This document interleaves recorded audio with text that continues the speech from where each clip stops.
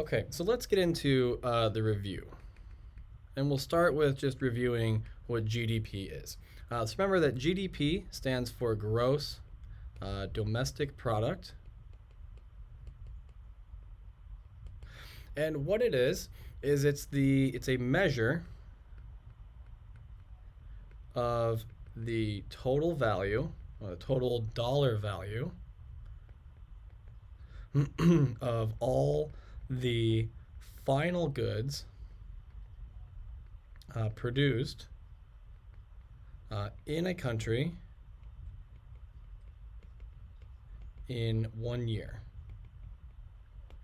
Okay. Typically, it's 1 year. We can do quarterly; those are fine. You just divide by 4.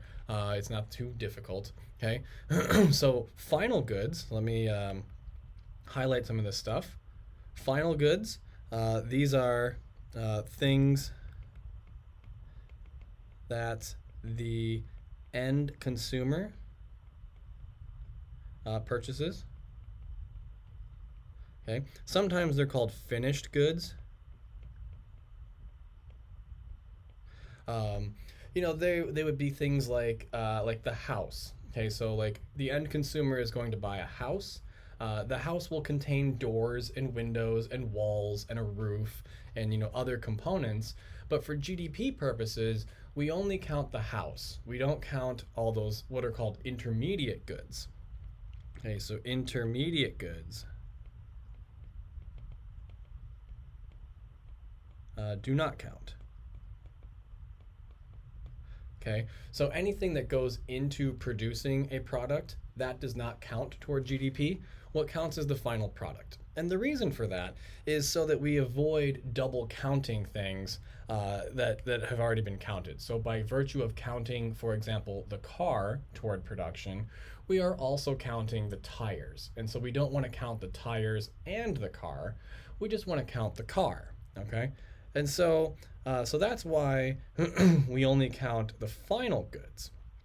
Now, the next part that I want to spend some time on would be like the dollar value.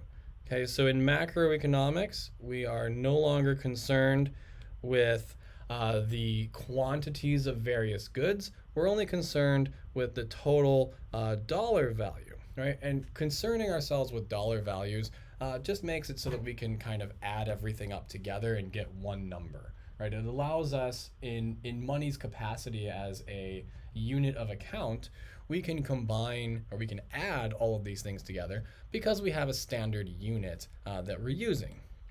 Okay.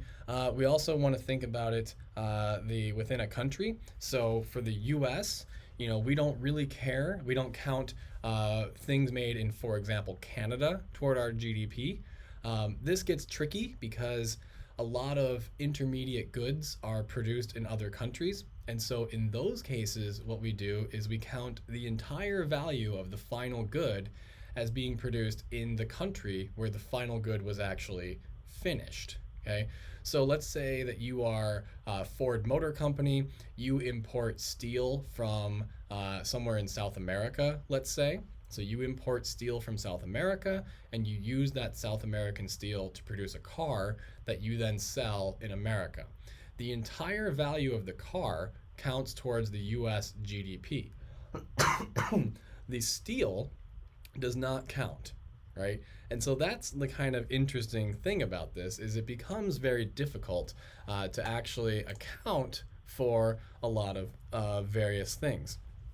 Now, GDP as an equation is summed up or is calculated by adding consumption plus investment spending plus government spending plus exports minus imports. Okay, and so this right here is often abbreviated as just net exports, which is just a shorthand way of saying exports minus imports.